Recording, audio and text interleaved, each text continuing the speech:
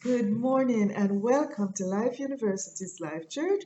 This is your life host, the Reverend Dr. Donicia Palmer Wallace. It is so great to be with you this week. Now, before I start today's segment, I would just like to take us through a moment of appreciation. Appreciation for who you are right now in this moment. Let us become very grateful for this now moment, forgetting about the past, forgetting about the yesterdays, and even forgetting about our worry for what might become. And in this moment, let us become very grateful as we take a deep breath.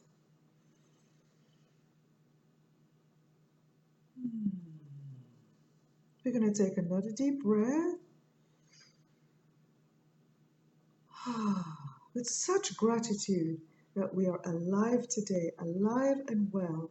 And for every now moment, may we this coming week and throughout this day be very grateful for every moment that you catch yourself. You're gonna catch yourself being aware of yourself in that moment. And in that moment, when you become aware and you become so consciously grateful, you create. You create greatness for the next moment. And so, therefore, in each conscious moment that we are grateful, we create another conscious moment of gratitude. And you know that gratefulness, gratitude, a grateful heart, a thankful heart creates a successful life. So, if things has not been going as you would like, perhaps we need to reevaluate, we need to reassess. How has it been in my conscious awareness of who I am in gratitude? That makes such a difference. So, moving on, this morning, our title for today's segment is When is Less More? Wow, what a very unusual question. We're having two words, less and more, in the same sentence. So today's segment then poses a seriously important question. I think it's serious. It's an unusual question, but one that is worth knowing and not just knowing, but answering correctly. At least once in our lifespan, whether it be long or short, we should at least consider it. It is important, especially in a society that craves for more. So then the understanding that less is best is also very important. So I'm going to quickly take a look at when less is more from the Fresh Thought Life Word perspective. What does Fresh Thought Life Words mean? If you've just joined us for the first time in this Life Church, then Fresh Thought Life Words are those words that come to us not necessarily from history, but in the present moment where those words really matter. They're living words. They're not dead and lived out. They're fresh thought, live words. They've never been spoken before. So they're for us for today and for this coming week, and hopefully for a lifetime. So quickly then, let us move on. Less is more. I'm going to give us two ideas when less is more. Less is more when it's best for you. If you've got a pen, why don't you write that down? Less is more when it's best for me. Number two, less is more when it's good for you. Why don't you write that down? Less is more when it is good for me.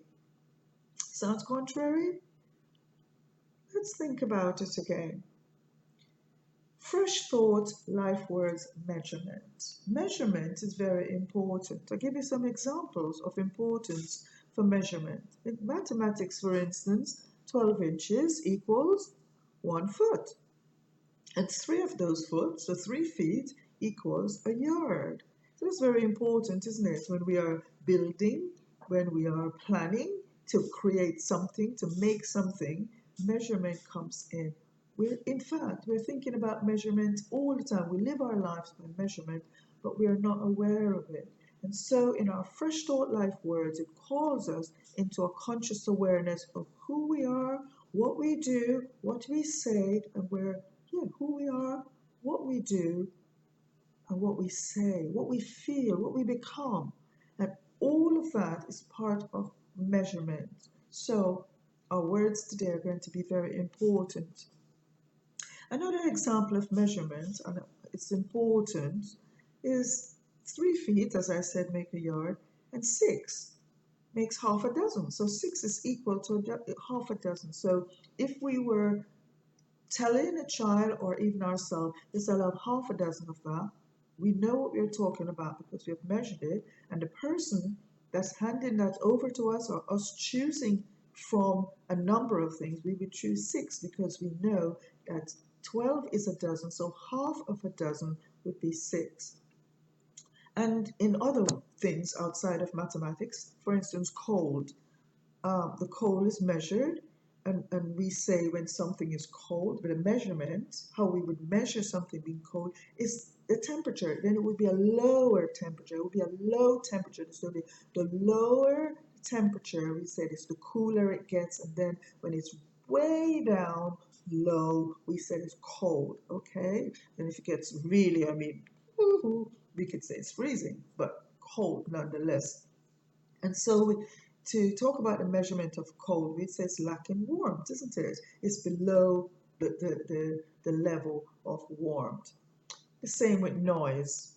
Yeah, in measurement, noise, what is that equal to? It measures the sound. So it's usually an unpleasant, isn't it? An unwanted loudness that's disruptive to the hearing.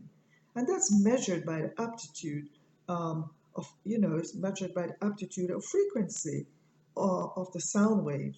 Amplitude meaning the energy or the force or the decibels, the intensity of that noise.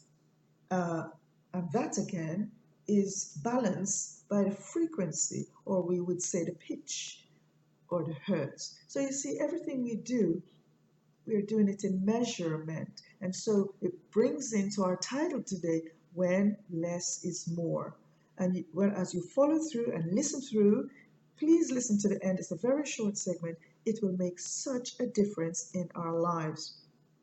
We can see then from the examples we looked at how measurement is important in our world today. Most people ask this: how many? How much? How long? How short? How many people? How many times? This question is asked perhaps the most by every single person, every single second, often without having any awareness, yeah, that it is the answers to those questions that drives us, who and what we really are, or indeed what we do or what we become. Because we are asking how many people, and with a sense of belonging. Do I belong? We want to know, we always want to know who is there, where do I fit in? Without even realizing it. That's what we're doing. And we ask how many, because of the value. We want to put a word or a value to something. And that's what we do most of our life. That determines, am I influential? Am I special? Because of what? How many? Where do I fit in? What more? How more can we see that than by people looking at how many people follow them on Twitter, how many times somebody liked them on Facebook or on any of these social networks? Even on our phone, people are always on their phone, they're always answering email. How many times? What scale? And so it's always a measurement. So today my topic is very, very important for our happiness this week, for our joy this week, for us to get it right this week, for us to be contented and fulfilled this week. So again, one of those questions talking about measurement, when less is more, when you're saying, well, that certainly can't be true with money. And that's what we ask all the time, isn't it? This is something that's right there at the top of our list. How much with regards to money? And how long? That's to do with the spend, isn't it? If I only have X amount, then that means that will only last me so long. But what I'm calling us to do in our Fresh Thought Life Words today is to take us a little bit higher than that. Because all of these things that we have looked at is sort of matter-based, temporary things. But I'm calling us to look at things through the soul, some things that are lasting.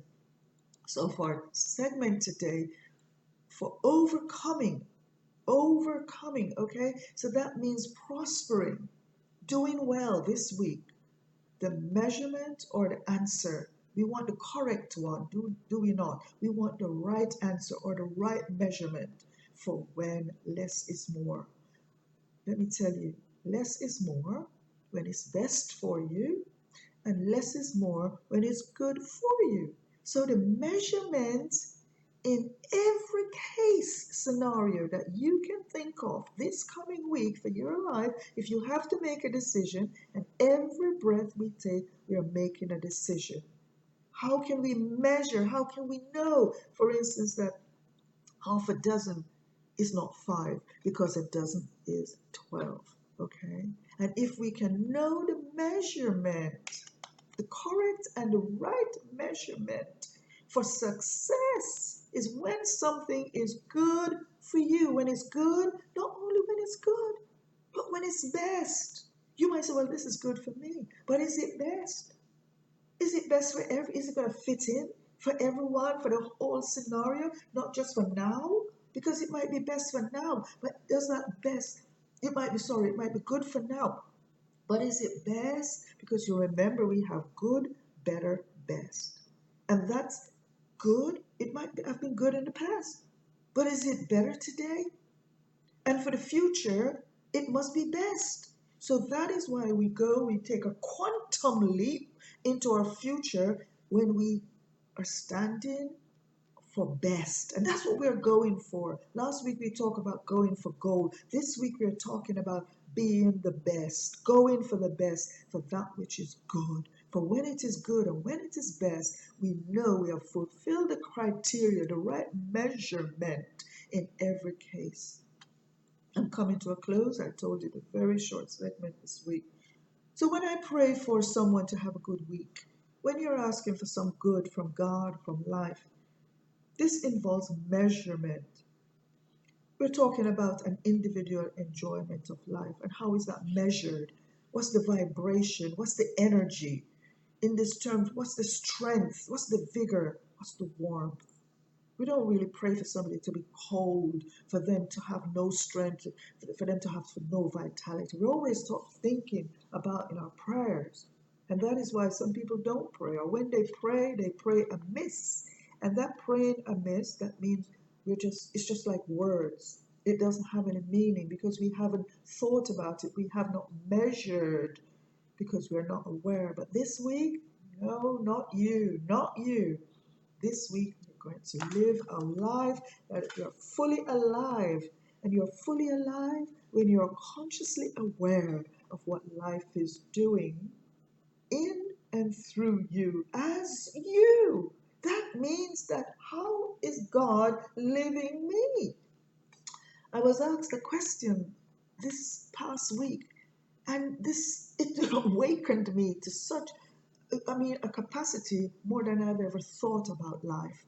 And that was, how is life experiencing itself in you? How is God experiencing life through you?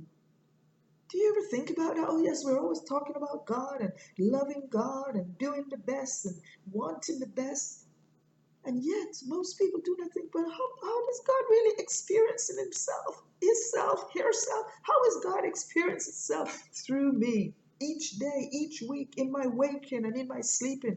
Is God pleased to dwell in me as breath? Something for us to think about this week. As we allow life to energize us. We are thinking about not only the energy, but the frequency. We're thinking about at what hertz, at what Hertz, not HURTS, because most people are living by HURTS, hertz. So hertz, HURTS, the hurt, the pain, the disappointment, the rejection, which we call hurt, HURT. Most people are living by hertz. So they don't do this because they don't want to get hurt, or they've done that, they've gotten hurt, so they're not going to do that again, or they're going to do this by being hateful, by being critical, by being revengeful. And so either way, they're never experiencing life that is so beautiful, magnificent. They're not expressing what we were meant to express and to feel and to know. What is that? Somebody said to me, Reverend Dr. Palmer, you tell me, what am I supposed to be experiencing? What is my purpose? To be a delight for yourself and for others, to know the magnificence, the beauty, the goodness. But how can that be when we are not aware it's happening all around us? It's happening in us because we are alive. But to be truly living, okay, to be truly living, we need to be completely consciously aware of the life that lives us, the quality. So here we talk about, as we come to this last sentence, quality over quantity, or quality versus quantity. Could you imagine when your quality matches your quantity? When your quality matches your quantity, this is when good eclipses with best. Oh man, that is gorgeous. That is just wonderful. That is magnificent. That is pure and utter delight. Do you know that when, this is the story, this is the true life story, okay? When creation, the first creation, was placed in a place, set in a place called Eden. And Eden, the meaning of Eden is a place of delight. That was the intention and the sole original intention for us. That's what's written in our soul, delight. We are created with delightful genes. That's our genetic makeup, delightful. But when we're not conscious of it, it's not happening. It's like there is no heat. There is no heat going through us, okay? The vibration and the frequency of goodness, of delight, of magnificence it's just not there. It's not at that pitch. So it's really ridiculous.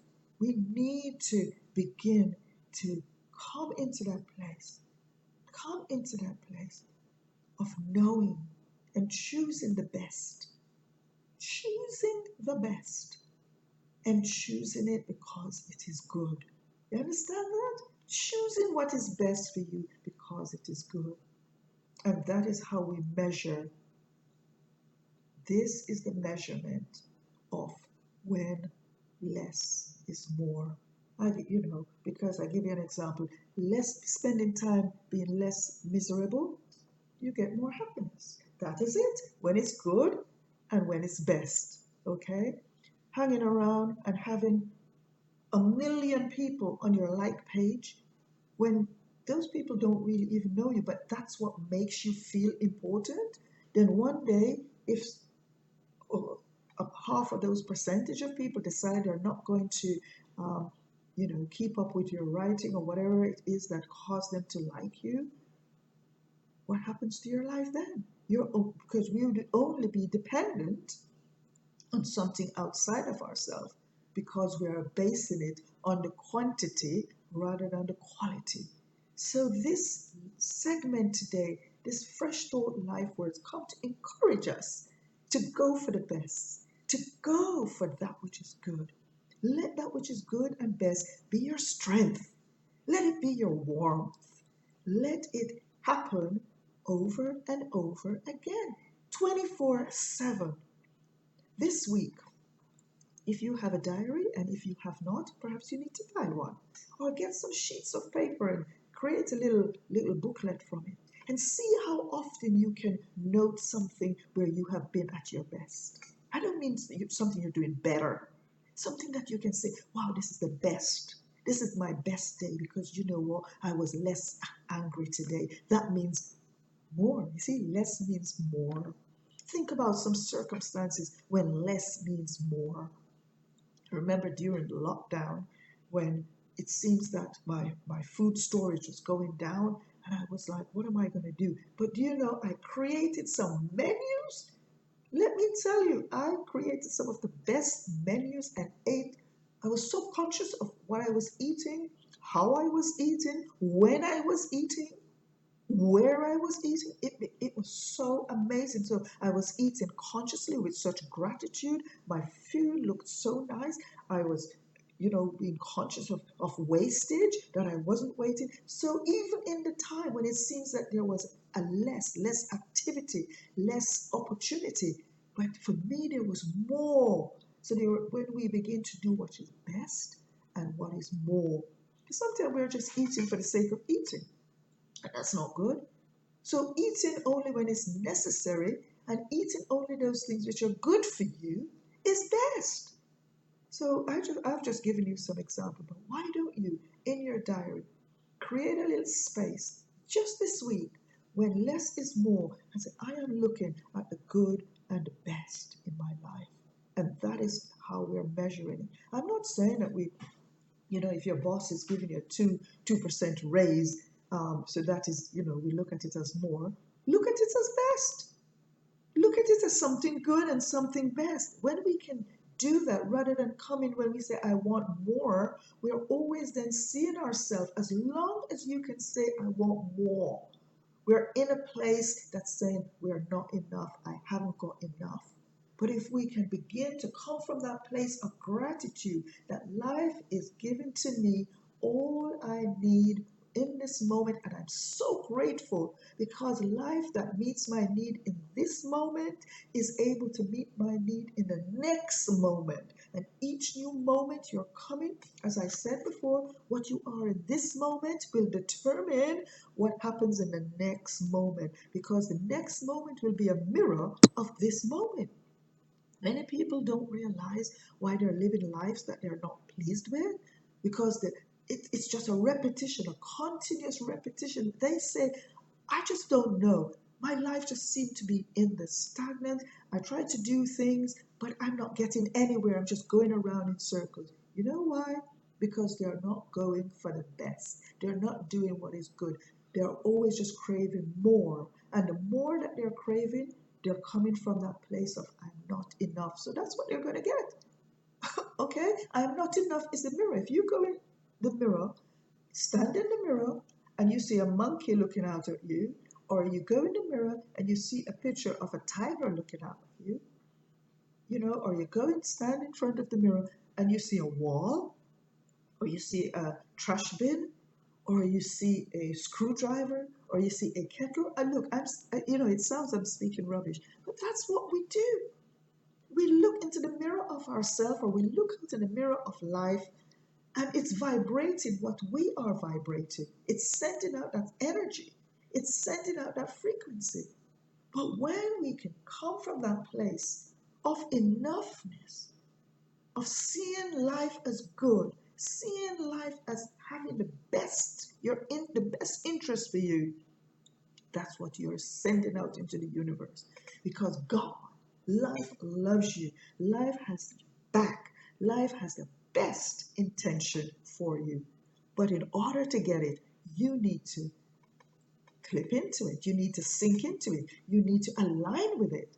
And then as you align with it, you then get baptized into it and you emerge in the lightness of that to which you've been baptized in, that which you have exposed yourself to. This week I'm close with this. Today, this week, maybe for the whole of your lifespan, may you know the quality of life, the quality that matters. May you aim for good. May you aim for the best. Set the match, okay? Set the pitch today. Set what you want to match. Set your pitch. What is your pitch? Is it going to be HURTS, Hertz, or are we going to live by Hertz? If you live by Hertz, I'm telling you, every time you remember a Hertz, HURT, you're taking away something from the HERTZ, the Hertz, the frequency, the vibrancy, the force, the repetition, how much. So what happens is we begin to get less and we begin to go lower. Okay? So what we need to do is to set our focus. Pitch. What pitch? Okay? Do you know when a soprano make that pitch? We have to set our pitch on that which is good. Okay? And we set our frequency on that which is best. And when best and good is going in harmony, oh, my brother, oh, my sister, life is beautiful. Life is delightful. Life is wonderful. Well, thank you for joining me today. Next week, the 26th of July, will be our first year anniversary of Life University. Please join me here on the YouTube channel for Life Church first anniversary celebration. We're going to have some goodies. It might be a little longer, but you can listen to it periodically. Please join me next week. If you've enjoyed this segment, why not give it a thumbs up or leave your comments? I just love to read your comments. And if you have a prayer request or anything you need prayer for, why do you not just leave it here, and you guarantee that we will pray for it with you. Wishing you the best this week. Wishing you all that is good. If you're sick today, I pray health. If you're in lack today, I pray supply. If you are confused and frustrated today, I pray liberation. I pray freedom. I pray hope. I pray grace. I let it be, and so it is. Have a great and wonderful week ahead.